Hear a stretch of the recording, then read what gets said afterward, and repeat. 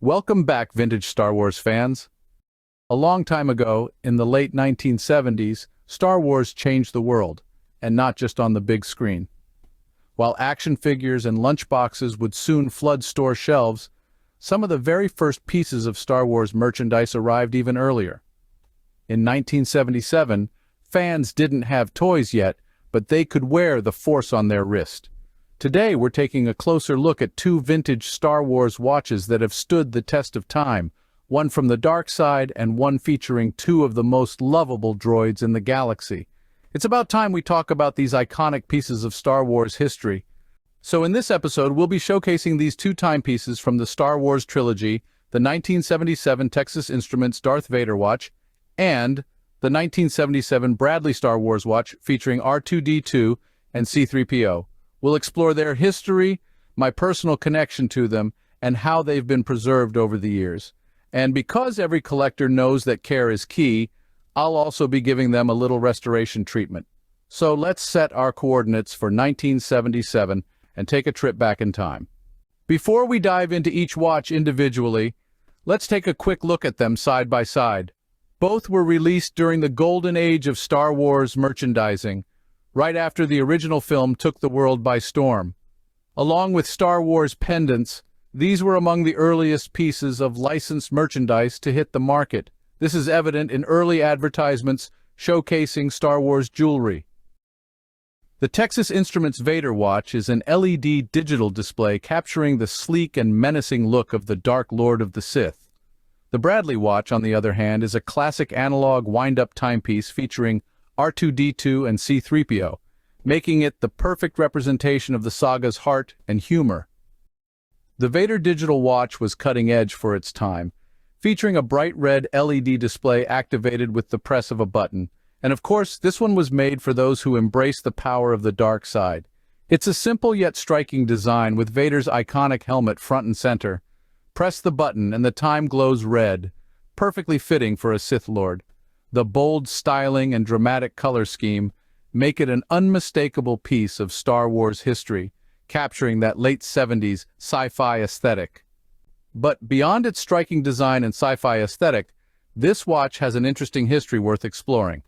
It wasn't just another piece of Star Wars merchandise, it was part of a larger wave of products that hit the market as the franchise took off. Texas Instruments capitalized on the burgeoning success of Star Wars by releasing a series of digital watches featuring iconic characters from the film. Among these was the Darth Vader model, notable for its black plastic case and red LED display, a nod to the character's dark persona and lightsaber. This watch was part of a broader marketing strategy that included sales at movie theaters during the film's premiere, making it a unique collectible from the era. Priced under $20 at launch, the watch was designed to be an affordable accessory for fans. Its construction featured a simple Texas Instruments plastic module with bubble lenses over the LED display. The interior of the case was coated with conductive silver paint to ensure proper electrical connections, a design choice that, while cost-effective, rendered the watch difficult to disassemble and repair.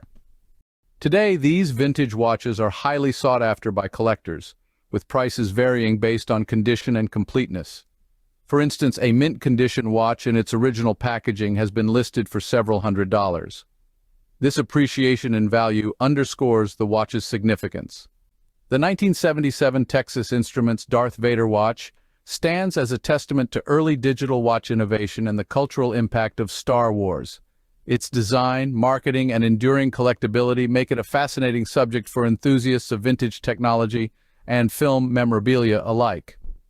Of course, knowing the history is one thing, but actually owning one is another. Now let's take a look at my personal Vader watch and see how it has held up over the years. Here it is, my very own 1977 Star Wars Texas Instruments digital watch. Right away you can see it's got that classic late 70s design. Compact, lightweight, and all business with its black plastic casing. It's not a bulky timepiece by today's standards, but back then, it had a real futuristic feel to it, especially on the wrist of a 7-year-old kid. The overall shape is simple and functional, and even after all these years, I can still remember the excitement wearing it. As I turn it in the light, you can see some signs of wear from decades of use. A few scuffs and scratches here and there, but nothing that takes away from its charm. It's got that perfect balance of being well-loved, but still in great shape. And despite being over 45 years old, it still holds up as an awesome piece of Star Wars history. There's just one major problem. It's missing the back case cover.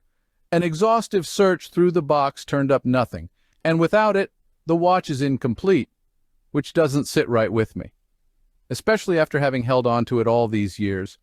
So, I set out to find a replacement. My first instinct was to check with local watch repair shops and online vendors, but the responses weren't promising. Some simply said, "We don't work on those kinds of watches," while others explained that case covers were often specific to each watch model, making replacements nearly impossible to source. I also learned that while repair shops may hold on to spare parts, they rarely keep anything beyond 10 years, let alone something from the 1970s. That left me with one last option: eBay. While I couldn't find just the case cover for sale, I did find an entire watch. So I went for the cheapest, most beat-up one I could find, just as long as it still had the part I needed. When the watch arrived, I noticed something interesting. The seller claimed it came with its original box, but that wasn't exactly true.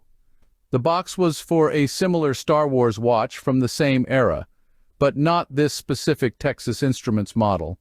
It's a small but important distinction that any collector would notice. To set the record straight, this is the box my watch originally came with. I remember it distinctly. Instead of a clear plastic cover, it had a hard, see-through plastic case with the watch displayed on a stand inside. I know this because that's exactly how I kept and stored the watch when it wasn't in use. The case shown here is not my own. Somehow, mine was misplaced over the years. However, I found these images online to illustrate how the watch was originally packaged. The overall design is the same, but note the diagonal cut along the outer sleeve, which differs from the straight cut found on the other box. Now let's take a look at the watch I found on eBay. Calling it rough would be putting it kindly. The case is scratched, the band is in bad shape, and overall, it looks like it's been through a lot. But none of that really mattered, because the one thing it did have was a back case cover in usable condition, and that alone made it worth picking up. After checking the fit for the back case cover on my watch, I noticed something else unusual about this eBay watch. Its wristband. At first glance, it looks nearly identical to my original, but there's one key difference. If you check where the band connects to the case, you'll see that this one is marked Swiss-made.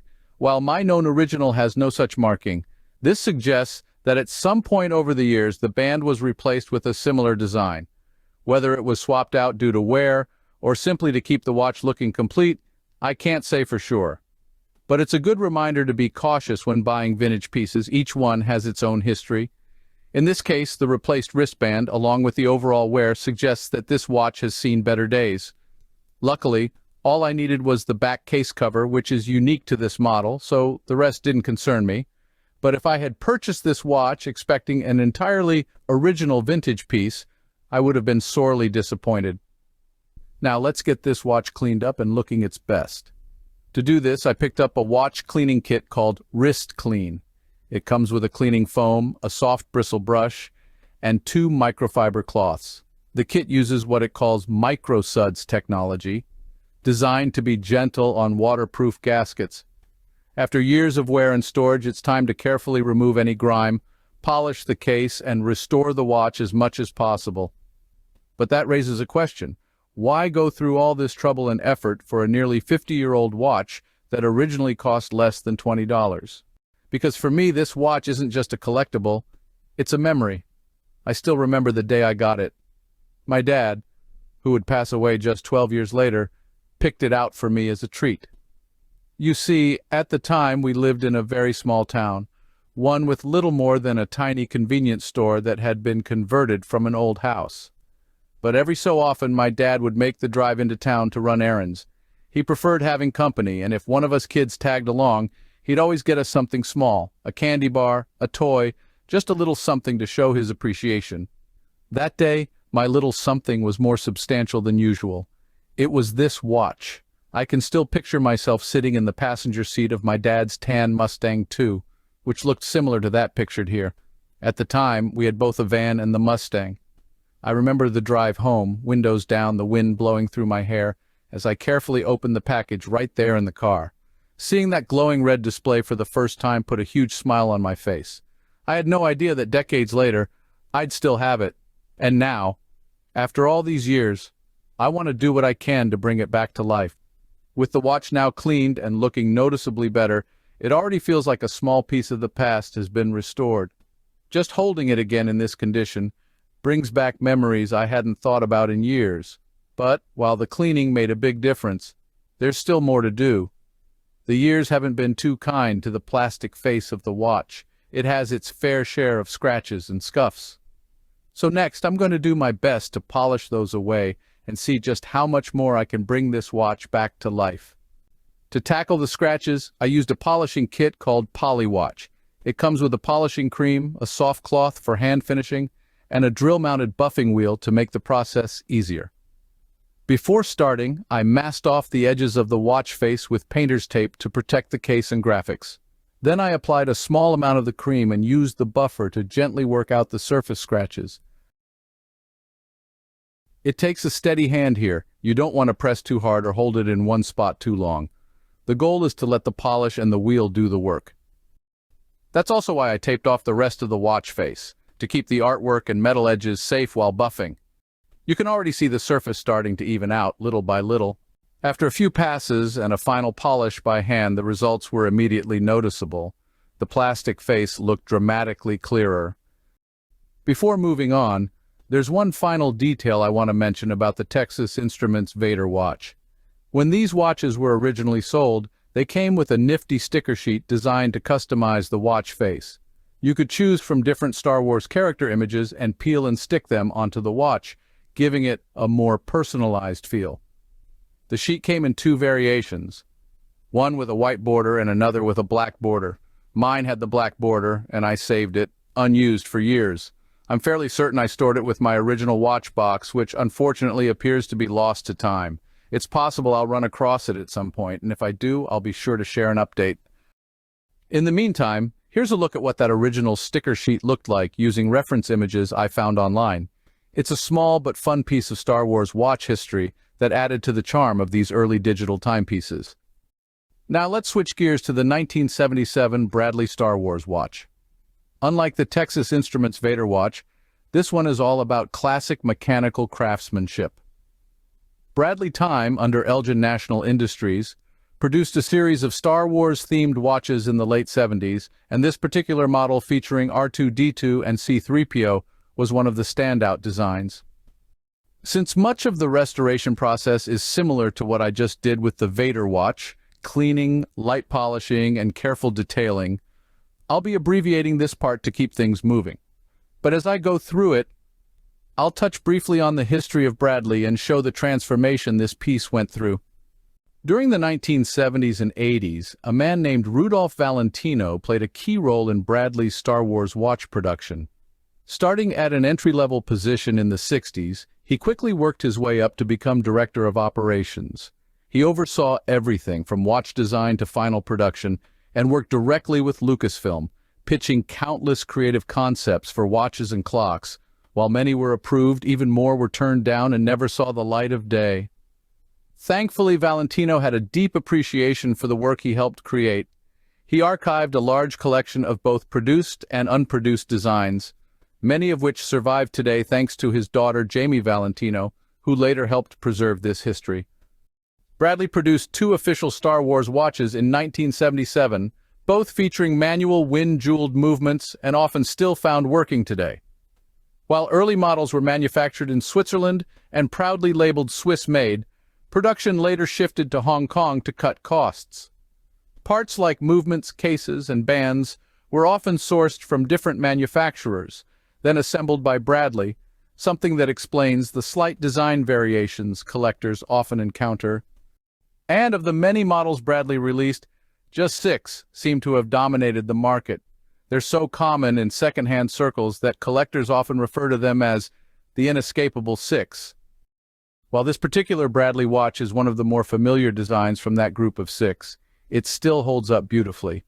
especially after a bit of cleaning and care. And speaking of care, there's one last piece worth tending to. While it didn't come with either of these watches, this vintage Star Wars watch box is still a collectible in its own right. So before wrapping up, I'm giving it a quick restoration of its own. As I started cleaning the box, it quickly became clear this one had a story of its own. The golden brown tint you're seeing here, that's likely from years of nicotine exposure, probably stored in the home of a heavy smoker. You can really see it on the plastic sheath and even on the interior watch holder. Thankfully, with some careful scrubbing and a bit of patience, most of it came off, and the box is looking a lot more presentable now. With both watches now cleaned, polished, and running beautifully, it's time to store them properly. I picked up a sleek double watch case with a glass top and soft velour lining, perfect for keeping these timepieces safe and dust-free. The restored Vader and Bradley watches fit snugly inside, each resting on its own pillow, protected and ready to be admired for years to come. I'll be placing the case back into its original packaging for long-term protection. As for the vintage Star Wars watch box I cleaned earlier, it's getting its own storage along with the heavily worn Vader watch I bought for parts. I'll also be including a note explaining what this box and worn watch are and why I kept them. Because honestly, I probably won't be around the next time someone opens the box. And if that day ever comes, I want the story to still be there, waiting to be rediscovered. Thank you for joining me on this journey through time, quite literally. It's been a real pleasure bringing these classic Star Wars watches back to life and sharing the memories they carry. That wraps up this episode, but there are more adventures ahead. Until next time, may the Force be with you.